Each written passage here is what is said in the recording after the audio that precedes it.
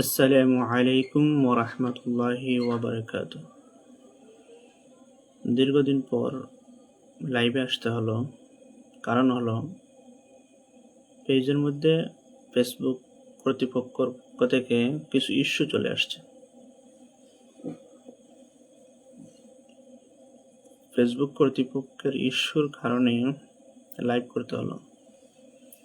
এগুলো লাইভ করলে দুর্বৃত্ত হয়। অন্যথায় ফেসবুক কর্তৃপক্ষ দেখাইতেছে যে পেজের অবস্থান ভালো, কিন্তু ইস্যু দিয়ে দিচ্ছে। স্বাভাবিক হিসাবে কারণ যেটা উল্লেখ করেছে যে অ্যাডমিন কর্তৃক কোনো পোস্ট এখানে ফেসবুকের রুলের ঊর্ধ্বে এখানে চলে আসছে, কিন্তু কোনো পোস্ট চেক করে দেখা গেছে, সবগুলোই পোস্ট চেক করে দেখা গেছে এখানে কোনো কি নাই, এমন কোনো বিষয় নেই যে বিষয়ে ফেসবুক কর্তৃপক্ষ এটাকে বাধা দিতে পারে, এমন কোনো বিষয় এখানে নেই।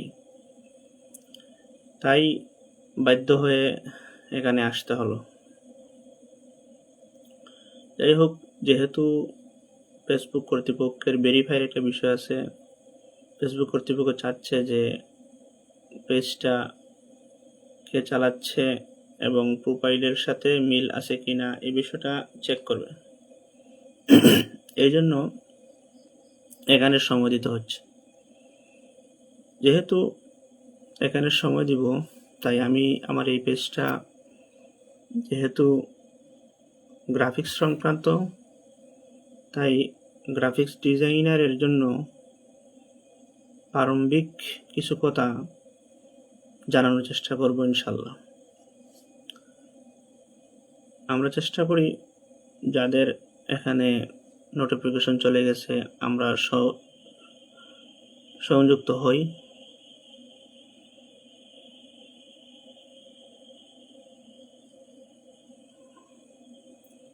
যেহেতু ফেসবুক কর্তৃপক্ষের নিয়ম অনুযায়ী আপনি এখানে এই বিষয়ে একা কখনো সফল হতে পারবেন না, আপনি অন্যর লাইভ যাইতে হবে এবং অন্যরাও আপনার লাইভে আসতে হবে।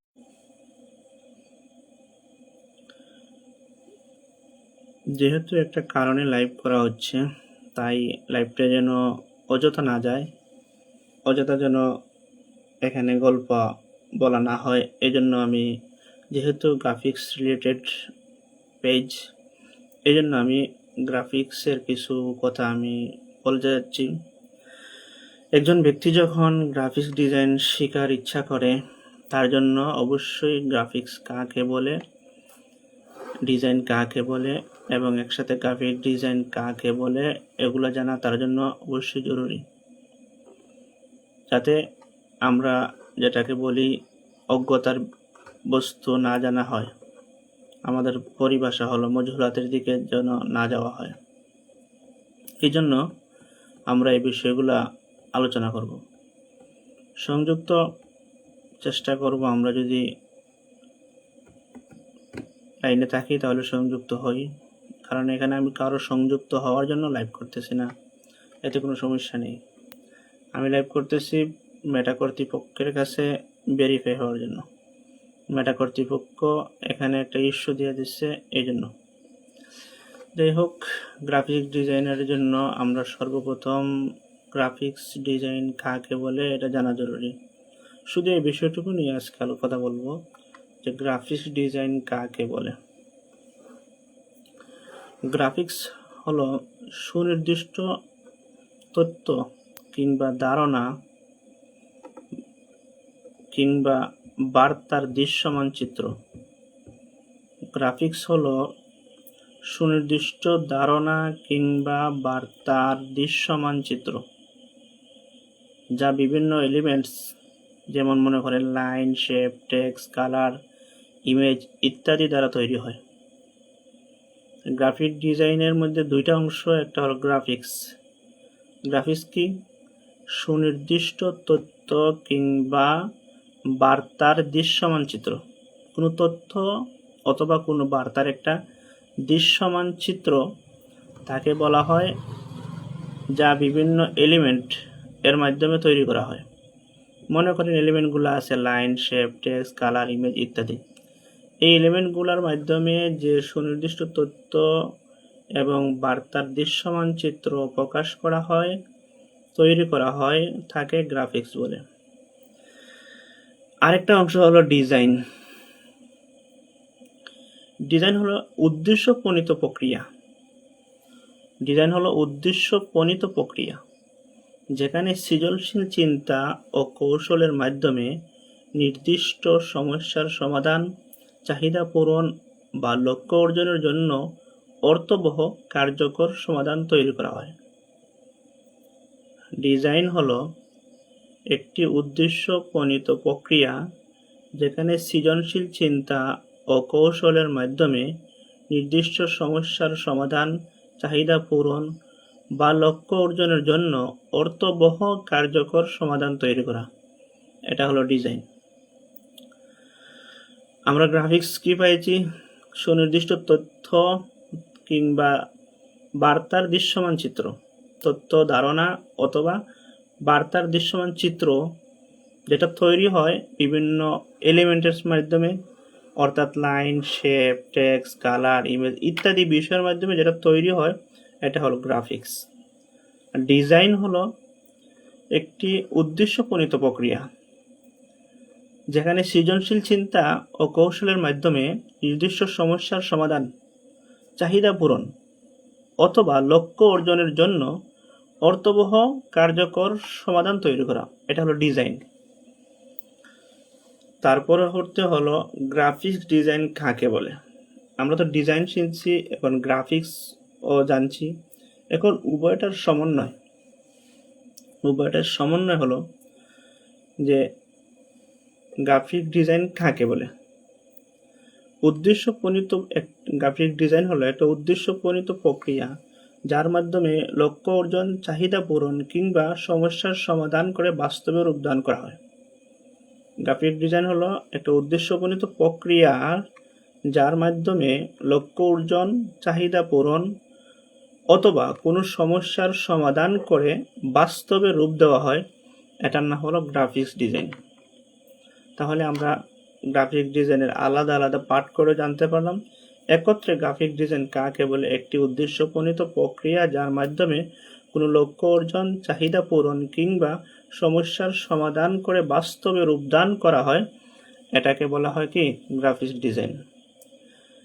মনে করেন আপনি একটা ব্যবসা চালু করবেন, এর জন্য আপনার প্রথমে লোগো দরকার। আপনি লোগোর সমস্যায় পড়ছেন, লোগোর সমস্যার সমাধান দিবে গ্রাফিক ডিজাইন। আপনি বিজনেস কার্ডের সমস্যায় পড়ছেন, এটার সমাধান দিবে গ্রাফিক ডিজাইনার। আপনি ইনভয়েসের সমস্যায় পড়ছেন, এটার সমস্যার সমাধান দিবে গ্রাফিক ডিজাইনার। আপনি প্লেয়ারের সমস্যায় পড়ছেন, এটার সমাধান দিবে গ্রাফিক ডিজাইনার। আপনার ইনভেলপ সমস্যায় পড়ছেন, আপনার সমাধান দিবে গ্রাফিক ডিজাইনার। এভরিথিং, আপনার যে কোনো বিষয়ে আপনি সমস্যায় পড়েন, এই সমস্যাগুলোর সমাধান দেওয়া হয় গ্রাফিক্স ডিজাইনের মাধ্যমে। এই জন্য বলা হয়েছে গ্রাফিক ডিজাইন বলে উদ্দেশ্য প্রণীত প্রক্রিয়া, যার মাধ্যমে লক্ষ্য অর্জন, চাহিদা পূরণ অথবা সমস্যার সমাধান করে বাস্তবে যখন রূপ দেওয়া হয়, তার নাম হলো গ্রাফিক ডিজাইন। গ্রাফিক ডিজাইনের লক্ষ্য কি? আমরা তো সবকিছু বস্তুর একটা লক্ষ্য থাকে। তার লক্ষ্য হলো আমাদের আউটসোর্স এর যোগ্যতা অর্জন করা। সবাই আমরা যে পেশায় নিয়োজিত রয়েছি, এই পেশার পাশাপাশি অন্য আরেকটা ইনকাম সোর্স বের করা, এটা হলো আমাদের উদ্দেশ্য। গ্রাফিক ডিজাইন এর আলোচ্য বিষয়। গ্রাফিক ডিজাইনের লক্ষ্য তো আমরা জানলাম, এখন আমরা জানবো গ্রাফিক ডিজাইনের আলোচ্য বিষয় কি কি বিষয় নিয়ে আলোচনা করা হয় এর মধ্যে, তার লক্ষ্য মানে কোন বিষয় গ্রাফিক ডিজাইনের মধ্যে আলোচনায় থাকে। গ্রাফিক ডিজাইন স্বাভাবিকত 3টা সফটওয়্যারের মাধ্যমে পরিচালিত হয়। ডিজাইন করা যায়, মনে করেন মাইক্রোসফট অফিসের একটা পার্ট আছে ডিজাইনের, এটা দেওয়া কি করা যায়? ডিজাইন করা যায়, তবে স্বাভাবিকত আমরা ডিজাইন করে থাকি 3টা সফটওয়্যার মাধ্যমে: অ্যাডোবি ফটোশপ, অ্যাডোবি ইলাস্ট্রেটর এবং অ্যাডোবি ইনডিজাইন। এই 3টা সফটওয়্যার হলো গ্রাফিক ডিজাইনের আলোচ্য বিষয়। আমাদের কওমি মাদ্রাসায় যাহাকে আমরা মাবাদিয়াত বলি, মাবাদিয়াতের মধ্যে একটা বিষয় হলো মৌজু। তাই গ্রাফিক ডিজাইনের মৌজু হলো অ্যাডোবি ফটোশপ এবং অ্যাডোবি ইলাস্ট্রেটর এবং অ্যাডোবি ইনডিজাইন। গ্রাফিক ডিজাইনের বিশেষ কিছু অংশ রয়েছে, গুরুত্বপূর্ণ কিছু অংশ রয়েছে। মনে করেন প্রথমে একটা অংশ হলো নান্দনিক, এস্থেটিক। আপনার বিষয়গুলা নান্দনিক হতে হবে। এরপরে হলো স্ট্রাকচার, আপনার যে বিষয়গুলো রয়েছে যে স্ট্রাকচারটা কি। এরপরে হলো আপনার ইমোশন। এরপরে হলো আপনার এবিলিটি কতটুক। এই 4টা বিষয় হলো গ্রাফিক ডিজাইনের গুরুত্বপূর্ণ অংশ। এই 4টা বিষয় আপনাকে ফলো করতে হবে, 4টা বিষয় আপনার ডিজাইনে এগুলো আপনাকে ফুটিয়ে তুলতে হবে, তাহলেই আপনি গ্রাফিক ডিজাইনে সফল হতে পারবেন। যাই হোক, আমাদের আলোচনার বিষয় ছিল গ্রাফিক ডিজাইন কাকে বলে। আমরা এই বিষয় নিয়ে কথা বলেছি এবং আমাদের লাইভটাও এই জন্যই ছিল, যেহেতু অন্য কোনো উদ্দেশ্যে নয়, তাই আমাদের লাইভটাও এই জন্যই করা হয়েছে।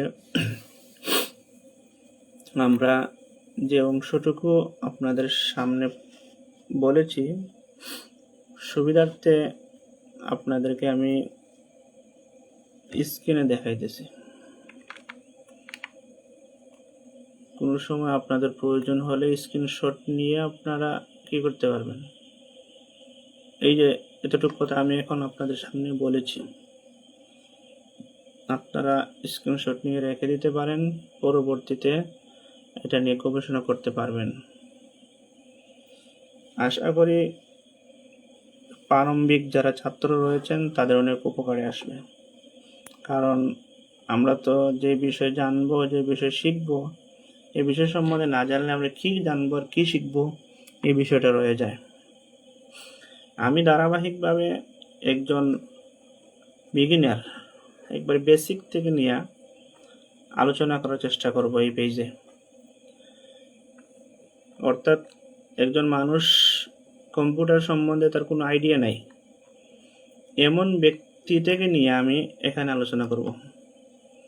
তাকে আমি প্রাথমিকভাবে কম্পিউটার শিক্ষার সামান্য ধারণা দিব।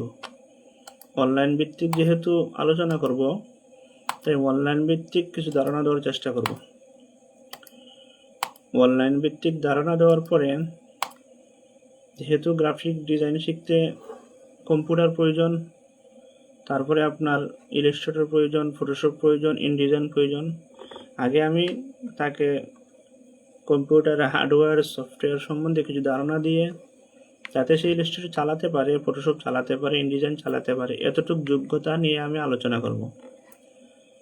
তারপরে এর মধ্যখানে আল্লাহ তাআলা যদি তৌফিক দান করেন, আমাদের তো কর্মক্ষেত্র হলো বাহির, অর্থাৎ ভিন্ন রাষ্ট্র, এই জন্য ভাষাটাও জরুরি। তাই চেষ্টা করব আমাদের উস্তাদের শেখানো ইংরেজিগুলো ইনশাল্লাহ এখানে আলোচনা করার, যাতে করে আমার চর্চা হয়। আমার চর্চার জন্য আমি ওগুলো করব, এবং এক সময় যাতে কোর্স আকারে আমার পুঁজি জমা হয়, এই জন্য আমি এইসব বিষয় নিয়ে ধারাবাহিকভাবে আস্তে আস্তে এখানে আলোচনা পেজে ছাড়ব। আর লাইভ এতদিন করব যতদিন পর্যন্ত আমার ইস্যুটা চলে গেছে না। পেজের সমাধান হয়ে গেলে আর লাইভ করব না। পেজের সমাধান হয়ে গেলে লাইভ করা শেষ। বাদবাকি ভিডিওতে কখনো আসতে হবে না। আপনাদেরকে কম্পিউটার স্ক্রিন অথবা যে কোনো ভিডিওতে আপনাদেরকে দেখানো হবে এবং বিভিন্ন জিনিস শেখানো হবে। এটা কম্পিউটার স্ক্রিন আপনাদেরকে লাইভ করা হবে। আপনাদেরকে ভিডিওতে আসতে বা আমাকে ভিডিওতে আসতে হবে না। এখন আসতে হইতেছে বিভিন্ন কারণে, আপনাদেরকে আমি জানিয়েছি যে মেটা কর্তৃপক্ষের কারণেই আসতে হইতেছে। অন্যথায় এখানে আসার কোনো প্রয়োজন ছিল না। আমাদেরকে মনে করেন একবারে ছোটোকাল থেকে একবারে আনপড় বিষয় একবারে যে জানে না, আমি সেখান থেকে শেখানোর চেষ্টা করব। আস্তে আস্তে শেখাবো, যাতে আমারও চর্চা হয়ে যায় এবং আমি সবগুলো বিষয় এক একটা করে ধারাবাহিকভাবে একবারে ছোটোকাল মনে করেন সে কম্পিউটার কোনোদিন হাতেই নেয় নাই, এই ব্যক্তিকেও আমি কী করব, মানে এই বিষয়গুলো আস্তে আস্তে শিক্ষা দেওয়ার চেষ্টা করব। অনেকের হয়তো মনে মনে আসতে পারে এগুলা এখানে কি বলতেছে, এগুলা কেন বলে, এগুলো বলার কি দরকার। হ্যাঁ, এগুলা তো বলার মনে করেন আপনি জানেন হিসাবে আপনার দরকার নাই, যারা জানে না তাদের দরকার। তাই আমরা বিরক্ত হব না, আমরা আমাদের কার্যক্রম এভাবে ইনশাল্লাহ চেষ্টা করব চালিয়ে যাওয়ার। তাই এখানেই মনে করেন আল্লাহ তাআলা যদি আমাদেরকে তৌফিক দান করেন, বাকি কার্যক্রম আসবে ইনশাল্লাহ, আস্তে আস্তে আপনারা সাথেই থাকবেন। এই আশা ব্যক্ত করে এখানে শেষ করছি। আসসালামু আলাইকুম ওয়া রাহমাতুল্লাহি ওয়া বারাকাতুহু।